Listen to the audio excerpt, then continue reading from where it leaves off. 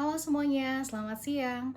Hari ini saya ingin mengajak kita semua melihat sisi lain dari pesatnya digitalisasi, khususnya di industri yang sangat dekat dengan kehidupan kita sehari-hari, yaitu bisnis perbankan. Ketika kita berbicara tentang teknologi di dunia bisnis, fokus kita seringkali hanya pada efisiensi, kecepatan, dan keuntungan. Namun, ada satu pondasi penting yang tidak boleh dilupakan, yaitu adalah etika teknologi. Sederhananya, isu etika teknologi dalam bisnis adalah batas antara apa yang bisa kita lakukan dengan teknologi dan apa yang seharusnya kita lakukan. Di era modern, teknologi memberikan kekuatan yang sangat luar biasa bagi perusahaan untuk mengumpulkan data dan memantau aktivitas.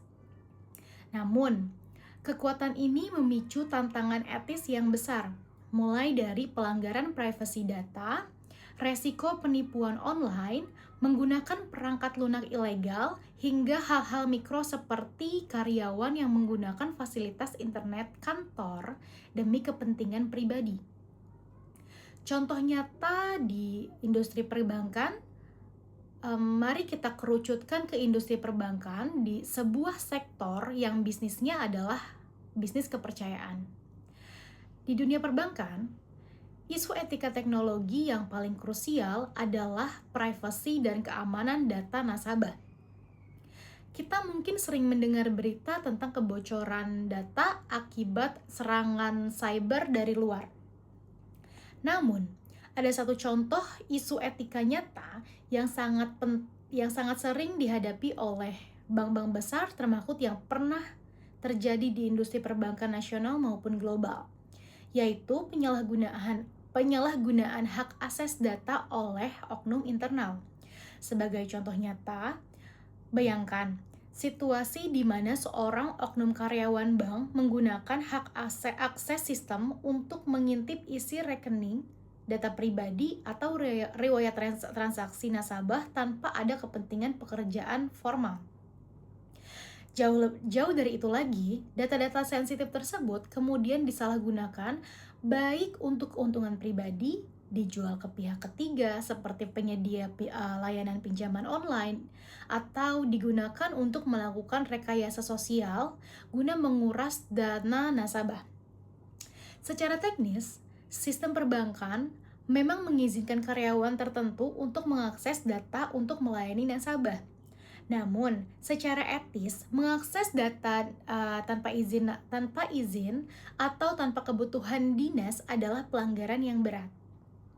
Dan penanganan perusahaan dan solusinya, lalu bagaimana biasanya pihak perbankan menangani isu sensitif seperti ini? Umumnya, bank yang memiliki tata kelola baik akan langsung mengambil tindakan yang tegas. Oknum yang terlibat akan dikenai sanksi pemutusan hubungan pekerjaan atau PHK hingga jalur hukum pidana. Di sisi teknologi, bank biasanya memperketat sistem keamanan dengan menerapkan metode least privilege access. Artinya, karyawan hanya bisa mengakses data yang benar-benar mereka butuhkan untuk tugas di hari itu saja, serta memperkuat sistem rekam jejak digital bila nanti diperlukan oleh audit. Namun, apakah itu saja sudah cukup untuk masa depan? Menurut pendapat saya, untuk mengelola etika teknologi secara lebih adil, transparan, dan bertanggung jawab, perusahaan perbankan harus melangkah lebih jauh dari sekedar memberikan sanksi. Dan kesimpulannya adalah, di era perbankan digital, reputasi sebuah bank tidak lagi hanya dinilai dari seberapa besar asetnya, melainkan dari seberapa kokoh etika dan integritasnya dalam menjaga amanah data nasabah. Teknologi adalah mesin penggeraknya, namun etika adalah rem yang menjaga kita agar tetap berada di jalur yang aman. Terima kasih. Sekian, terima kasih.